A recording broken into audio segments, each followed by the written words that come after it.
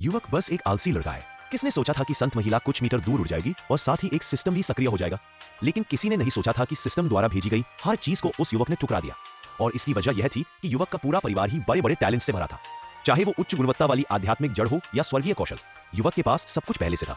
इसीलिए सिस्टम की कृपा पाने के लिए कहा गया था कि अगर युवक सिस्टम का उपहार स्वीकार कर ले तो सिस्टम उसे एक अच्छे इंसान का कार्ड देगा, जिससे अमर लोक की सबसे सुंदर महिला उसे चाय पिलाएगी। सुंदर है ना? लेकिन किसने सोचा था कि युवक के पिता ने नियमों के अनुसार खेल ही नहीं खेला। अपने परिवार की ताकत पर भरोसा करते हुए उन्होंने सीधे संत महिला को युवक की दासी बनने का आदेश दे दिया और ऊपर से उसे चिढ़ाया भी। इससे नाजुक दिल वाला सिस्टम उसी वक्त काला दुष्ट हो गया जब पिता युवक को उच्च गुणवत्ता वाली आध्यात्मिक जड़ देने की तैयारी कर रहे थे। कभी काले हो चुके सिस्टम ने तुरंत बीच में दखल दिया। इसी दखल की वजह से आसमान का रंग बदल गया और दुनिया की ऊर्जा उलट गई।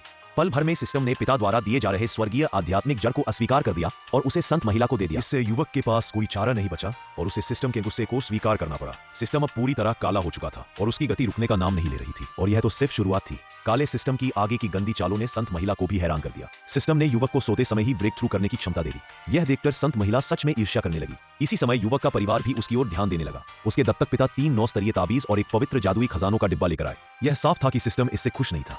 फिर युवक की बहन ने भी किसी को खजाना देने भेजा। संत महिला ने वह जादुई खजाना खोला तो उसमें प्रसिद्ध तलवारों की सूची में शामिल सभी खजाने थे। उधर युवक संत महिला को देखकर ईर्ष्या कर रहा था। उसने संत महिला को देखकर बिना सोचे समझे कहा, तुम्हें यह पसंद है तो इसे रख लो। स्वर्गीय तलवार सभा में युवा स्वामी लियू भी संत महिला पर नजर गड़ाए हुए था।